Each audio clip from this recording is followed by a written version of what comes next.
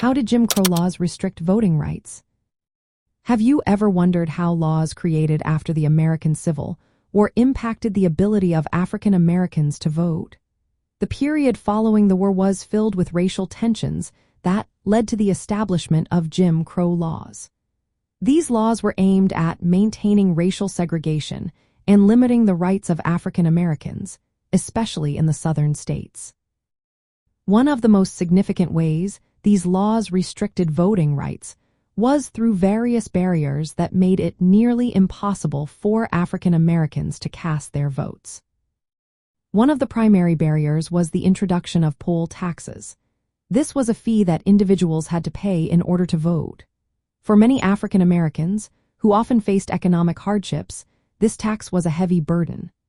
As a result, many could not afford to pay it, effectively disenfranchising them. It wasn't until the 24th Amendment to the United States Constitution was ratified that poll taxes were prohibited in federal elections. Another significant barrier was the use of literacy tests. These tests were designed to evaluate a person's reading and writing abilities. However, they were often administered in a biased manner, targeting African American voters disproportionately. The tests were intentionally difficult, and even one wrong answer could disqualify someone from voting.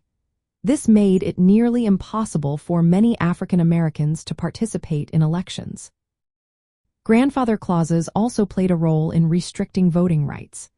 These clauses allowed individuals to bypass literacy tests if their grandfather had been eligible to vote before the Civil War.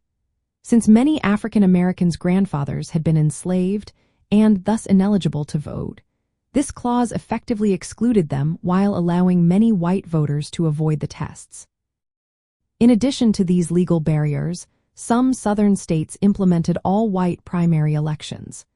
This meant that only white voters could participate in primary elections, leaving African Americans without a voice in selecting candidates for the general election. This practice further marginalized African Americans and diminished their political power.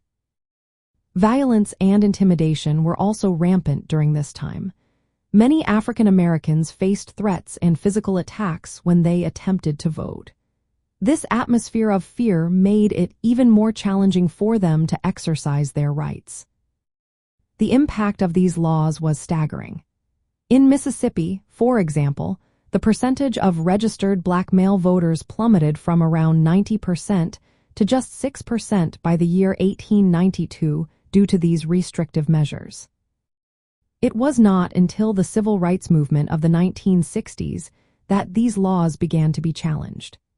The Voting Rights Act of 1965 was a landmark piece of legislation that banned literacy tests, prohibited poll taxes in federal elections, and established federal oversight to prevent discriminatory voting practices.